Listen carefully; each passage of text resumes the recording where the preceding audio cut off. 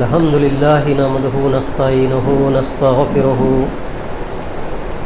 ونؤمن به ونتوكل عليه ونعوذ بالله من شرور أنفسنا ومن سيئات أعمالنا من يهد الله فلا مضل له ومن يضلل فلا هادي له وأشهد أن لا إله إلا الله وحده لا شريك له وأشهد أن محمدا عبده ورسوله أما بعد فإن خير الحديث كتاب الله وخير الهدي هدي محمد صلى الله عليه وسلم وشر الأمور محدثاتها وكل محدثة بدعة وكل بدعة ضلالة وكل ضلالة في النار.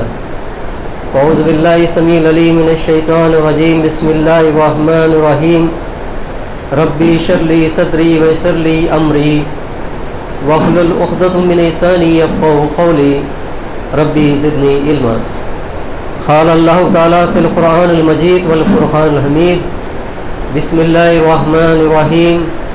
يا أيها الناس اتقوا ربكم الذي خلقكم من نفس واحدة وخلق منها زوجها وبث منهما رجالا كثيرا ونساء واتقوا الله الذي تسألون به والأرحام إن الله كان عليكم رقيبا. يا أيها الذين آمنوا اتقوا الله حق تقاته ولا تموتن إلا وأنتم مسلمون. يا أيها الذين آمنوا اتقوا الله وقولوا قولا سديدا ويصلح لكم أعمالكم فيغفر لكم ذنوبكم من يطع الله ورسوله فقد فاز فوزا عظيما. بسم الله الرحمن الرحيم. إن الذين قالوا ربنا الله ثم استقاموا تتنزل عليهم الملائكة ألا تخافوا ولا تحزنوا وبشروا بالجنات التي كنتم توعدون نحن أولياءكم في الحياة الدنيا وفي الآخرة ولكم فيها ما تشتهي أنفسكم ولكم فيها ما تدعون نزل من غفور رحیم. سب طرح کی تعریف اس رب العزت کے لیے ہے جس نے زمین اور آسمان کو پیدا کیا اور ہمیں بسایا اور ہمیں اشرف المخلوقات بنایا. اتنا ہی نہیں بلکہ سارے انسانوں کے اندر ہم لوگوں کو ایمان والوں کے اندر میں پیدا کیا. یہ بہت بڑی نعمت ہے اللہ تعالیٰ کی، کیونکہ اللہ کی مخلوق کے اندر بہت سے ہے، لیکن اس مخلوق کے اندر اشرف المخلوقات انسان، وہ انسانوں کے اندر میں ہدایت یعنی اللہ کی پہچان اور امتی، آخری امتی محمد صلی اللہ علیہ وسلم کے امتی میں پیدا ہونا ایک بہت بڑا نصیب ہے ہماری. خوش نصیب لوگ ہیں ہم لوگ کہ اللہ کے نبی صلی اللہ علیہ وسلم کے امتی بنے ہیں. میرے بزرگوں اور عزیز دوستو، آج میرا عنوان ہے استقامت، یعنی دین اسلام پر استقامت.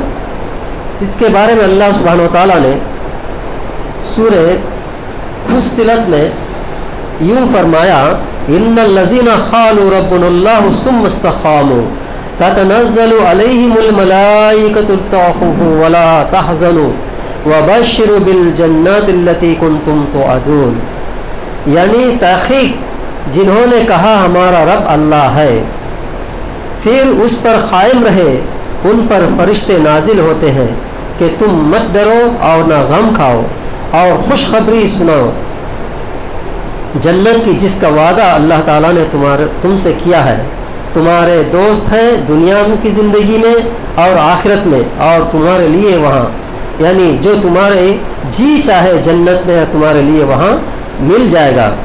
تم غمگین نہ ہو، اور وہاں پر مہمان نوازی بھی ہوگا مہربان کی طرف سے یعنی اللہ کی طرف سے. یعنی اللہ سبحانہ و تعالیٰ انسانوں میں پیدا کرنے کے بعد انسانوں کے رہنمائی کے لیے اپنے نبیوں کو مبعوث فرمایا ہے. سارے نبیوں پر اللہ تعالیٰ کی سلامتی نازل ہو، خصوصیت کے ساتھ آخری نبی حضرت محمد صلی اللہ علیہ وسلم پر. اللہ تعالیٰ نے استقامت کے بارے میں سورہ فصلت میں فرما دیا کہ تحقیق کہو ہمارا رب ایک ہے، یعنی جس نے ایمان اور یقین کے ساتھ اگر دل کے ساتھ اگر مان لیا، ایمان لا لیا کہ ہمارا رب یعنی پالنے والا، پوسنے والا، پالنہار صرف اللہ ہی ہے، مشکل کشا اور حاجت روا صرف اللہ ہی ہے، بے اولاد کو اولاد دینے والا، ہماری ساری مرادیں پورا کرنے والا، اور ہماری جینا مرنا سب اللہ کے ہی ہاتھ میں ہے۔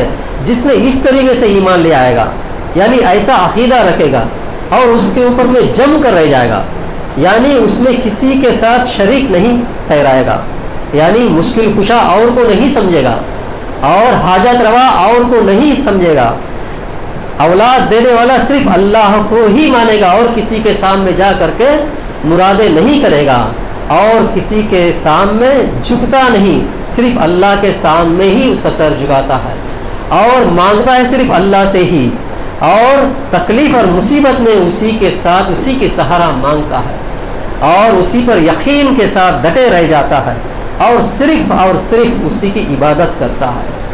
اگر بیماری بھی ہے تو اللہ کے ہی ساتھ مانگتا ہے کہ اے اللہ مجھے شفا عطا فرما دے، جیسا کہ یوسف علیہ السلام نے مانگا، جیسا کہ ایوب علیہ السلام نے مانگا، یہاں تک کہ آخری نبی محمد صلی اللہ علیہ وسلم نے مانگا کہ اللہ تو ہی شفا دینے والا ہے، یعنی مشکل کشا تکلیف کے وقت اللہ کو ہی پکارے گا اور اسی کے اوپر میں ڈٹ کے رہ جائے گا، اللہ کے ساتھ کسی کو شریک نہیں ٹھہرائے گا۔ ایسے لوگوں کے لیے خوش خبری ہے کہ ان کے لیے جنت تیار رکھا ہے اور وہاں پر اللہ تعالیٰ استقبال کے لیے ان کے لیے بلاتا ہے اور فرشتے کو ان پر نازل فرماتا ہے جن لوگوں نے ڈٹ جاتے اس کے اوپر، یعنی ایمان کے اوپر پختہ ایمان کے اوپر میں ڈٹ کر زندگی گزارتے ہیں، ان کی مدد کے لیے اللہ سبحانہ و تعالیٰ نے فرشتوں کو نازل فرماتا ہے اور فرشتے ایسے کہتے ہیں کہ تم ڈر نہ کہو اور غم نہ کہو، ہم تمہارے ساتھ ہیں، دنیا میں بھی رہیں گے اور آخرت میں بھی رہیں گے۔ یہ بہت بڑی غور کرنے کی بات ہے، یعنی دنیا میں بھی ہمارے ساتھ فرشتوں کو لگا دے گا اللہ سبحانہ و تعالیٰ نے اور آخرت میں بھی ہمارے لیے مقرر کر دے گا۔ یہ خوش نصیب بندے وہ ہے جن لوگوں نے کہا ہمارا رب صرف اللہ ہے اور اس کے اوپر میں ڈٹ کر قائم رہیں گے، ایسے لوگ لیے فرشتے نازل ہوتے ہیں اور کہتے ہیں کہ مت ڈرو اور غم نہ کہو۔ بہت سے لوگ ڈرتے، لوگ سے ڈرتے یا دنیا کے اعتبار سے ڈرتے اور غم کھا جاتے، یعنی مصیبت تکلیف جب آتی تو غم ہو جاتے کہ کیا ہے یہ چیز۔ تو ایسا جو ایمان لانے کے بعد اگر عمل کرتے ہوئے ڈٹ کے رہ جاتے ہیں ان لوگوں کو تسلی دی جا رہی ہے کہ تم غم نہ کھاؤ اور نہ دکھ نہ کرو اور تم خوش ہو جاؤ، خوشخبری سنا دو ان لوگوں کے لیے کہ ایسے لوگوں کے لیے جنت کی بشارت ہے جس کا اللہ تعالیٰ نے وعدہ کیا ہے۔ اللہ تعالیٰ کا وعدہ غلط نہیں ہو سکتا، اللہ کا وعدہ ہے جس نے ایمان لے آیا اور نیک عمل صالح عمل کیا اور اس کے اوپر میں ڈٹ گیا، ایسے لوگوں کے لیے جنت کا وعدہ ہے اللہ تعالیٰ کا اور وعدہ ہے اللہ کا آخرت کا۔ اور تمہارے دوست دنیا کی زندگی میں بھی، یعنی وہ فرشتے تمہارے دوست رہیں گے دنیا کی زندگی میں بھی اور آخرت میں بھی، اور تمہارے لیے وہاں یعنی جنت میں جو تمہاری جی چاہے اور تمہارے لیے وہاں وہ ہے جو تم مانگو، اور مہمان ہے اس بخشش کی طرف سے یعنی مہربان کی طرف سے، اللہ کی طرف سے مہمان نوازی کیا جائے گا۔ اور جگہ فرمایا اللہ تعالیٰ نے ان الذین قالوا ربنا اللہ ثم استقاموا فلا خوف علیہم ولا هم یحزنون، اور فرمایا بے شک جنہوں نے کہا ہمارا رب ہے پھر ثابت قدم رہا، اسی کے اوپر میں ثابت قدم رہا، ان پر نہ کوئی ڈر ہے اور نہ وہ غمگین ہوں گے، وہ لوگ ہیں بہشت والے یعنی جنت والے، ہمیشہ رہیں گے، بدلہ ہے ان کاموں کا جو کرتے تھے دنیا میں۔ یعنی اللہ سبحانہ و تعالیٰ انسان جو دنیا میں کام عمل کرتا ہے اس کا بدلہ جو ہے اللہ تعالیٰ ان کے لیے جنت دے گا اور خوشخبری دے گا اور ان کے لیے استقبال فرمائے گا۔ یہ ہے آپ کے سامنے سورہ اعراف کی آیت اور فصلت کی آیت آپ کے سامنے رکھا ہوں۔ اس کی تشریح یوں ہے، فوائد ایسا ہے، استقامت کا مطلب ہے کہ اسلام کے امر نوحی پر نہایت ثابت قدمی رہے اور عمل کرنا ہے۔ احکام فرائض یعنی احکام جو فرائض ہے جیسے کہ کلمہ پڑھنا ہے لا الہ الا اللہ محمد رسول اللہ، اس کے بعد میں جو نماز ہے، روزہ، حج، زکوٰۃ، احکام ہے، یہ تو فرض ہے، فرائض ہے. اس فرائض کے اندر کسی کو بھی شریک نہ ٹھہرائیں. یعنی یہ جو 5 چیزیں اس کے اندر کسی کو شریک نہ ٹھہرائیں، استقامت ٹھہر جائیں اس کے اوپر میں. جو وعدہ کیا ہے کہ میں نے اے اللہ تیرے سوا اور کسی کی عبادت نہیں کروں گا، تو ہی برحق ہے، تجھی کو عبادت کروں گا. تو عبادت صرف اللہ کی ہی ہونی چاہیے اور کسی کی عبادت نہیں ہونی چاہیے. اس کے بعد اے اللہ تو نے نبی محمد صلی اللہ علیہ وسلم کو نبی بنا کر بھیجا، میں ایمان اور عقیدہ رکھتا ہوں کہ آخری نبی ہے اور ان کے سنت پر میں عمل کروں گا. یہ کلمہ کا مفہوم مختصر ہے. اس کے بعد میں نماز قائم کرنا ہے. جس نے کلمہ پڑھ لیا اس کے اوپر میں فرض ہو جاتا ہے نماز. غور کیجئے، جب ہم نے وعدہ کیا اللہ کا عبادت کے لیے، صرف اللہ کا ہی عبادت کرنی چاہیے، لیکن افسوس سے کہنا پڑتا ہے وعدہ تو کیا ہے لیکن وعدہ خلافی بھی کر لیتے ہیں. یعنی عبادت کرنے کا وعدہ کیا ہے لیکن عبادت نہیں کرتے ہیں، دنیا کے معاوضات میں پڑے ہوئے ہیں. یعنی عبادت ہے کہ انسان جو پیدائش سے لے کر موت تک اللہ کی فرمانبرداری کرتے ہوئے زندگی گزارنا، یہ اسلام کا مقصد ہے. انسان پیدا ہونے سے لے کر مرتے دم تک اللہ کی جو فرائض ہے، اللہ کا جو حکم ہے، اس کی فرمانبرداری کرتے ہوئے زندگی گزارنا ہے. یہ ہے اس کا مفہوم. لیکن بندہ جب وعدہ کیا ہے لیکن وعدہ خلافی کرتا ہے. عبادت کرنے کا وعدہ کیا لیکن عبادت نہیں کرتا ہے. اوروں کا عبادت کرتا ہے، اوروں سے مانگتا ہے، اوروں سے منتیں کرتا ہے، اوروں کے پاس جا کر سجدہ کرتا ہے، اوروں سے اور اس کے حاجت روائی مانگتا ہے. اللہ کی جو صفت ہے مشکل کشا ہے، اوروں کو مشکل کشا مانتا ہے. یہ سب شرکیات ہے. وعدہ تو کیا لیکن عملی میدان میں الگ ہوتا ہے. یہ کلمے کے پہلے ٹکڑے میں بھی وہ شریک کر لیتا ہے. دوسرا جو ہے یعنی فرائض کے اندر میں، دوسرے فرائض میں جو آتا ہے وہ عبادت کے اندر میں نماز ہے. اللہ سبحانہ و تعالیٰ کو زیادہ پسندیدہ عبادت جو ہے وہ نماز ہے. غور کیجئے، افسوس سے کہنا پڑتا ہے کہ ہم آپ اور ہم 5 وقتی نماز قائم کیے یا پڑھ رہے ہیں. پڑھنے میں اور قائم کرنے میں بہت فرق ہے. استقامت کرنا ہے یعنی ایک وقت کی نماز نہ چھوڑا جائے. ایک وقت کی نماز اگر چھوڑ دیا، وہ قائم نہیں کیا، وہ نماز پڑھ رہا ہے. پڑھنے کا مقصد ہے کہ اس کو وقت نکال کر پڑھنا. فرض یہ ہے کہ اس نے جو وقت کے بغیر میں بھی وقت نکالنے کا کوئی ضرورت نہیں ہے، وقت اپنے آپ مخرج ہو جاتا ہے. وقت کو نکالنا نہیں ہے، اس کے اوپر فرض ہے، وہ ادا کرنا ہی ہے. جیسا کھاتا پیتا ہے وقت پر، بھوک لگی تو کھانا ہی ہے، اس کو ہوا لیتا ہے زندگی کے لیے، ایسے ہی وہ 5 وقت کی عبادت کرتا ہے. جیسے کہ اللہ سبحانہ و تعالیٰ نے سورہ نساء 4ویں سورہ میں فرمایا کہ وقت مقرر کیا گیا ہے عبادت کی، نماز کی وقت جو ہے ماخوذہ کہا گیا ہے، یعنی وقت مقرر کیا گیا ہے عبادت کے لیے، اس وقت پر برابر ادا کر دیتا ہے. قائم کرنا، پڑھنے میں اور قائم کرنے میں بہت زمین اور آسمان کا فرق ہے. نماز پڑھ لیا ہو یعنی پڑھ لیا، وقت کے بعد میں بھی پڑھ لیا ہو، یا 2 نمازیں مل کر بھی پڑھ لیا ہو، یا ایک چھوڑ دیا اور 2-3 پڑھ لیا ہو، یہ پڑھ لینا ہوتا ہے. قائم کرنا ہوتا ہے کہ برابر اس کو عمل کرنا ہے وقت پر، 5 وقت پر، یہ قائم کرنا ہے. یہ جو ہے نماز، اور نماز بھی ایسا پڑھا جائے جیسا کہ آخری نبی محمد صلی اللہ علیہ وسلم نے بتایا. کلو کمال تو نہیں اسلی، جیسا مجھے نماز پڑھتے ہوئے دیکھا اسی طریقے سے نماز پڑھو. کیونکہ اللہ کے نبی صلی اللہ علیہ وسلم کے سنت نبوی کے مطابق نہ پڑھا جائے اس کا عمل قبول نہیں ہے. جیسا کہ عائشہ صدیقہ رضی اللہ عنہا فرماتے ہیں کہ فلیس منہ فہو رد، یعنی جو ہمارے دین کے طریقے پہ نہ ہو اس کو اللہ تعالیٰ نے رد کر دے گا. کتنا اچھا کام کیوں نہ ہو، اگر سنت نبوی پر نہیں ہے تو اس کو رد کر دیا جائے. کسی نے پڑھا، کسی امام کے طریقے پڑھا، کسی شافعی کے طریقے پہ پڑھا، کسی نے حنفی کے طریقے پڑھا، کسی حنبلی کے طریقے پڑھا، لیکن امام الانبیاء کے طریقے میں پڑھے گا تو انشاءاللہ ضرور اللہ سبحانہ وتعالیٰ اس کو قبول کرے گا. یہی اہل سنت الجماعت کا عقیدہ ہے، اسی کو کہتے ہیں سنت پر عمل کرنا. یعنی اللہ کے نبی صلی اللہ علیہ وسلم کے بتائے ہوئے سنتوں پر عمل کرنے کو ہی سنت کہا جاتا ہے. وہی اہل سنت الجماعت ہو سکتی ہے. یہ ہے سنن کے اندر میں. غور کیجئے، مجبوراً کہنا پڑتا ہے ان نکاح من سنتی. ہم لکھتے ہیں کیا ہے کارڈ کے اوپر، نکاح کے اوپر، نکاح کے کارڈ کے اوپر ان نکاح من سنتی، نکاح میری سنت ہے. یعنی اللہ کے نبی صلی اللہ علیہ وسلم کا طریقہ ہے نکاح، لیکن عمل کرتے ہیں اس کے خلاف، یعنی اس کی مذاق اڑاتے ہیں. جیسا سنت کے طریقے پہ میں نے نکاح کرنے کے لیے آپ کو رخصت دے رہا ہوں تو سنت کے طریقے پہ ہونی چاہیے، لیکن نام تو سنت کا لیتا ہے لیکن کرتا ہے بدعتی کام. یعنی شادی کرنے کا پورا طریقہ، یعنی کچھ نقطے آپ کے سامنے رکھ دیتا ہوں سنت کے بارے میں آیا اس کے لیے کہ لکھتے ہیں من سنتی فلیس منہ، یعنی جو سنت کے ساتھ لگا ہوا وہ اللہ کے نبی صلی اللہ علیہ وسلم کے ساتھ رہے گا. یعنی ہمارا جو عمل ہے، ہمارا جو شادی بیاہ ہے سنت کے خلاف ہوتا ہے، اور لکھتے ہیں اور سنت کے طریقہ ہے. غور کیجئے کہ لین دین سے لے کر کے، دہیج سے لے کر کے، اور رسم و رواج سے لے کر کے کیا کیا لے لیتے ہیں، کیا کیا کرتے ہیں. کیا یہی سنت ہے؟ بڑے بڑے مولوی لوگ بھی اس کے اندر ملفوظ ہے، مجبوراً کہنا پڑتا ہے. بڑے بڑے لوگ اس کے اندر میں ملفوظ ہیں، بڑے بڑے دن دولت کے لوگ، جتنا بھی دن ہے پھر دن دولت کے لیے وہ مانگتا ہے لڑکیوں کے طرف سے. یہ سنت نہیں ہے، یہ سنت کا مذاق ہے، مذاق. تو ایسا کرنے کی وجہ سے ہمارے اوپر تکلیف مصیبتیں نہیں آئیں گے، اور کیا آئیں گے؟ مسلمان کچلے جائیں گے. کیوں نہیں کچلے جائیں گے میرے دوستوں اور عزیز دوستوں؟ آپ کے سامنے مجبوراً بات رکھنا پڑتا ہے. پوری دنیا کے اندر میں جتنے مسلمانوں کی ممالکت ہے اور کسی کا ممالکت نہیں ہے.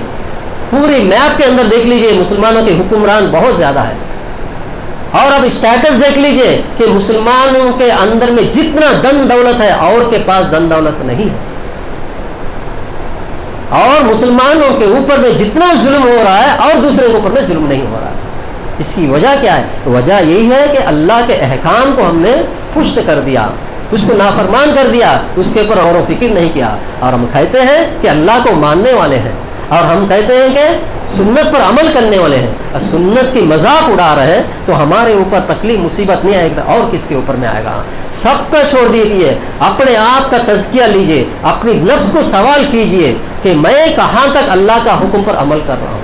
میں اہل سنت الجماعت کا آدمی ہوں، میں سنت پر کہاں تک عمل کر رہا ہوں. بس رزلٹ آپ کے ہاتھ میں ہے.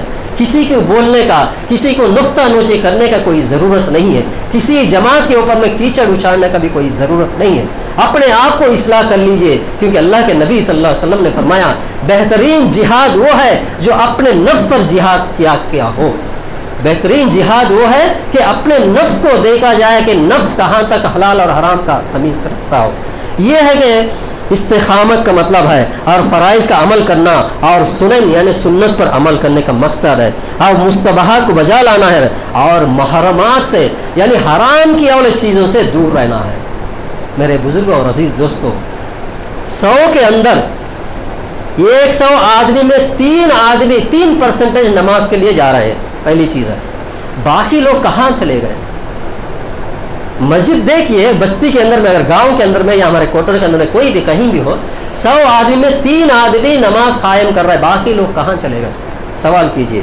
اور اس کے بعد میں محرمات کے بارے میں 90% غیروں کا تو چھوڑ دو، مسلمانوں کا 90% حرام کمائی کے اندر میں مبلوس ہے.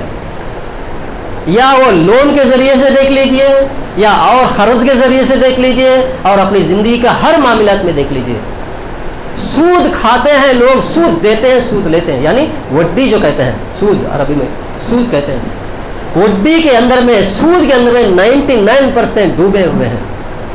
یہاں تک کہ امپلائز بھی بہت سے لوگ ڈوبے ہوئے ہیں. اس سے باہر نکالنے کے بہت سے طریقے ہیں، اس سے بچنے کے طریقے ہیں، لیکن ہم غور و فکر نہیں کرتے، اس کے اندر ڈوبے ہوئے ہیں. غور کیجئے، اللہ سبحانہ و تعالیٰ نے قرآن کے اندر میں کسی معاملات کے اوپر جنگ کا اعلان نہیں ہے. قرآن کے اندر میں جنگ کرنے کا جو اعلان جو ہے، اللہ اور نبی سے جنگ کرنے کا اعلان جو ہے، کسی معاملات پہ نہیں ہے. جو سود کھاتے ہیں ان کے بارے میں تیار ہو جاؤ جنگ کے لیے اللہ اور نبی سے. سود کے اوپر میں لگا ہوا ہے قرآن کے اندر. تو اللہ اور نبی سے جنگ کرنے کے لیے تیار ہونا یہ معمولی بات نہیں ہے. اور اللہ کے نبی صلی اللہ علیہ وسلم نے فرمایا کہ سود کی چھوٹا سے چھوٹا گناہ، وڈی جو لیتے ہیں اس کے اندر چھوٹا گناہ یہ ہے کہ خود وہ اپنی ماں سے زنا کرے. یہ ہے. چاہے تو احوال آپ بعد میں پوچھ لیجئے، میں دے دیتا انشاءاللہ. سود کھانے والا اپنی ماں سے زنا کرنے کی برابر ہے. یہ چھوٹا سا ہے گناہ سود کے اندر. سود لینے والا اور دینے والا اور بیچ میں رو کر لکھنے والا برابر ہے سود کے اندر. اللہ کے نبی صلی اللہ علیہ وسلم نے فرمایا. اب سوچئے ہم سود کے اندر میں کتنے ڈوبے ہوئے ہیں. اور آگے جاتا ہوں کہ محرمات یعنی جس کو حلال کہا اللہ تعالیٰ نے اس کو حلال مانے، اس کے اوپر استقامت کرے اور عمل کرے. جس کو حرام کہا اللہ تعالیٰ نے اس کو حرام ہی مانے اور اس کے اوپر ڈٹ کے رہ جائے. ایسے لوگوں کے لیے فرشتے نازل ہوں گے دنیا میں اور آخرت میں بھی نازل کرے گا اللہ تعالیٰ. محرمات سے اجتناب کرنا ایمان محض زبان سے ظاہر کرنے کا نام نہیں ہے، بلکہ اصل ایمان وہی ہے جس کے ساتھ عمل بھی ہو. ایمان اور عمل بہت ضروری چیز ہے. جیسے کہ علامہ اقبال نے کہا کہ ایمان سے بنتی ہے زندگی اور نوری اور نہاری ہے، یعنی زندگی عمل کے کرنے سے ہی اس کا بنتا ہے اور اس سے کوئی نہیں بنتا. ایسے ہی ایمان لانا الگ چیز ہے، زبان سے ظاہر کرنا اور ساتھ ساتھ اس پر عمل کرنا ہے. اسی لیے کہ عمل ایمان کا ثمرہ ہے اور نتیجہ ہے. یعنی ایمان لانے کے بعد اس کا جو پھل ہے، ثمرہ ہے، جو اس کا پھل جو ہے، ثمرات کہتے ہیں پھل کو، اس کا جو مغز ہے، اس کا عوض جو ہے وہ عمل ملے گا، عمل کرتے ہی ملے گا ورنہ نہیں ملے گا. جس طرح کے بے ثمرہ درخت کوئی اہمیت ہی نہیں رکھتی، اسی طرح بغیر عمل کا ایمان کا کوئی حیثیت دین میں نہیں ہے. کوئی پیڑ ہے، کوئی جھاڑ ہے، کچھ پھل نہیں دیتا، کسی کچھ فائدہ نہیں ہے. ایسے اگر ایمان لانے کے بعد اگر عمل نہیں کریں گے، اس درخت کے جیسا ہے جو بیکار درخت ہوتا ہے، جیسے کانٹے وغیرہ کے درخت ہوتا ہے. یعنی کوئی حیثیت ہی نہیں رکھتا بغیر عمل کے. اور استقامت مکمل ایمان کی علامت ہے. عمل کرنے سے ہی اس کا ایمان کا علامت نظر آئے گا. میں آپ کے سامنے ایک حدیث بھی رکھ دیتا ہوں. ابو عمرو سفیان بن عبداللہ رضی اللہ عنہ بیان کرتے ہیں کہ میں نے اللہ کے رسول صلی اللہ علیہ وسلم سے کہا مجھے اسلام کے بارے میں ایسی بات بتا دیں کہ اس کی بابت آپ کے علاوہ کسی سے سوال نہ کرو. دیکھیں ایک صحابی سوال کرے اللہ کے نبی صلی اللہ علیہ وسلم سے، ایسا ایک بات بتا دیجئے کہ دوسرے کو کسی کو میں سوال نہ کروں. ایسا ایک چھوٹا سا ایک نقطہ بتا دیجیے عمل کرنے کے لیے. رسول اکرم صلی اللہ علیہ وسلم سے کہا اسلام کے بارے میں ایسی بات بتا دیں کہ اس کی بابت میں آپ کے علاوہ کسی سے سوال نہ کروں. آپ صلی اللہ علیہ وسلم نے فرمایا تم کہو میں اللہ پر ایمان لایا پھر اس پر ثابت قدم ہو گیا. اتنا کہو کہ اللہ پر میں نے ایمان لے آیا اور اس کے اوپر میں ثابت قدم رہ جا بس. یعنی اللہ پر ایمان لانا یہ چھوٹی بات تو بہت چھوٹی ہے لیکن بہت بڑا عمل ہے اس کے اندر.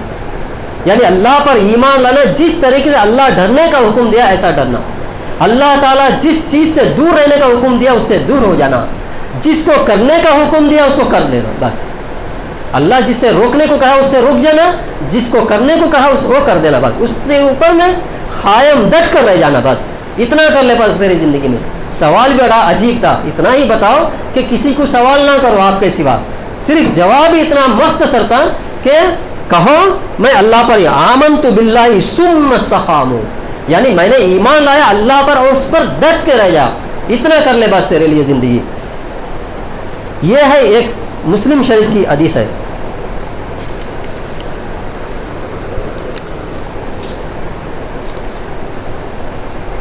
یہ ایک آیت آپ کے سامنے رکھ کے میں نے ختم کر دیتا ہوں. اللہ سبحانہ و تعالیٰ نے فرمایا اِنَّا فِي خَلْقِ السَّمَاوَاتِ وَالْأَرْضِ، بے شک آسمان اور زمین کی پیدائش میں اور رات اور دن کے آنے جانے میں عقل مندوں کے لیے نشانیاں ہیں. وہ جو یاد کرتے ہیں اللہ کو کھڑے بیٹھے اور لیٹے اور لیٹنے پر بھی وہ غور و فکر کرتے ہیں. آسمان اور زمین کی پیدائش میں وہ کہتے ہیں کہ اے ہمارے رب تو نے بیکار کا اس کو پیدا نہیں کیا. یہ آخری صفت ہے ایک مومن کا، ایک ایمان والے کا یہ ایک صفت ہے. کیا بتاتے اللہ سبحانہ و تعالیٰ نے؟ دیکھو بے شک آسمان اور زمین کی پیدائش میں، یعنی دیکھتا ہے آسمان کو اور زمین کو دیکھتا ہے اور کہتا ہے کہ رات اور دن، جو رات آتا ہے اور دن آتا ہے اس کے اوپر غور کرتا ہے کہ اے اللہ تو نے آسمان کو بیکار نہیں پیدا کیا اور زمین کو بیکار نہیں کیا اور دن کو بھی بیکار نہیں رکھا اور رات کو بھی بیکار نہیں رکھا. اس کے اندر میں عقل مندوں کے لیے بہت سے نشانیاں ہیں. اگر عقل کو دوڑائیں گے اس بیچ میں جتنے بھی چیز نظر آ رہے ہیں اس کے اوپر غور و فکر کریں گے، عقل مندوں کے لیے بہت سے نشانیاں ہیں. اور وہ دیکھنے کے بعد وہ بندہ ایسا بن جائے گا کہ بیٹھتے کھڑتے لیٹتے بھی اللہ کا ذکر کرتا ہی رہے گا. کوئی بھی چیز دے گا الحمدللہ کہے گا یا تو سبحان اللہ کہے گا، چھینک بھی آتا ہے تو الحمدللہ کہے گا، اور کسی نے کچھ ہیلپ کیا تو جزاک اللہ خیر کہے گا، اور پیتا ہو تو بھی الحمدللہ کہے گا، کھاتا ہو تو بھی بسم اللہ کہے گا۔ اگر ہر چیز کو بھی دیکھے گا، یا بیٹھے رہو یا کھڑے رہو، چلتا پھرتا رہو یا لیٹے رہو، اللہ کا حمد و ثنا کرتا رہے گا، یہ ایک مومن کا ایک صفت ہے، ایک کوالٹی ہے، جبھی وہ اللہ کا معرفت حاصل کر سکتا ہے۔ اللہ سبحانہ و تعالیٰ ہم سب کو، سننے اور سنانے والوں کو، اس باتوں پر غور و فکر کرتے ہوئے، اللہ کے احکام کے فرائض ادا کرتے ہوئے اور سنن نبی صلی اللہ علیہ وسلم کا سنت پر عمل کرتے ہوئے اہل سنت الجماعت بننے کی توفیق عطا فرمائے، آمین۔ وآخر دعوانا الحمدللہ رب العالمین۔ الحمدللہ والصلاة والسلام علی رسول کریم، اما بعد، اعوذ باللہ السمیع العلیم من الشیطان الرجیم، بسم اللہ الرحمن الرحیم۔ میرے بزرگوں اور عزیز دوستوں، عقائد کے بارے میں یعنی فرائض اور سنت کے بارے میں چند باتیں آپ کے سامنے رکھا ہوں۔ یہ جو مہینہ ہے سفر کا مہینہ ہے، یعنی محرم چلا گیا، دوسرا مہینہ جو ہے ابھی سفر کا مہینہ چل رہا ہے۔ بہت سے لوگ اس سفر کے مہینے کو منحوس سمجھتے، اس سفر کے مہینے کو نقصان دینے والا مہینہ سمجھتے ہیں، لیکن یہ حقیقت نہیں ہے۔ سفر کا مہینہ کوئی منحوس نہیں ہے۔ بہت سے لوگ شادی بیاہ بھی نہیں کرتے، کوئی گھر بنتا ہے تو گھر میں بھی نہیں جاتے وغیرہ۔ اس مہینے میں ایسا کوئی منحوس نہیں ہے، اس مہینے میں سب کچھ کر سکتے ہیں۔ یہ اللہ کے نبی صلی اللہ علیہ وسلم کے زمانے سے بھی آ رہا ہے، صحابہ کرام بھی کرتے تھے اور ہم بھی کرنی چاہیے۔ جو منحوس لوگ سمجھتے ہیں یہ یہودی اور نصرانی کا جو عمل تھا اس کو لے کے آ کر کے یہ سفر کے مہینے میں رکھ دیے ہیں۔ اسی لیے بہت سے لوگ یہ سفر کے مہینے میں کوئی رشتہ داری کو بھی نہیں جاتے، جو شادی بھی آتا اس کو گھر میں بھی نہیں رکھتے، اس کو اس کی مائی کے گھر بھیج دیتے وغیرہ وغیرہ۔ یہ سب رسم و رواج سب غیر مسلمانوں کے رسم و رواج ہے، اس سے پرہیز کریں۔ یہ سفر کا مہینے میں ایسے کام نہ کریں، کیونکہ اللہ کے مہینوں میں سے یہ دوسرا مہینہ ہے اللہ کا، اسی لیے اس کی بھی حفاظت کیا کریں۔ ان اللہ ملائکتہ یصلون علی النبی یا ایھا الذین آمنوا صلوا علیہ وسلموا تسلیما اللهم صل علی محمد وعلی آل محمد کما صلیت علی ابراہیم وعلی آل ابراہیم انک حمید مجید اللهم بارک علی محمد وعلی آل محمد کما بارکت علی ابراہیم وعلی آل ابراہیم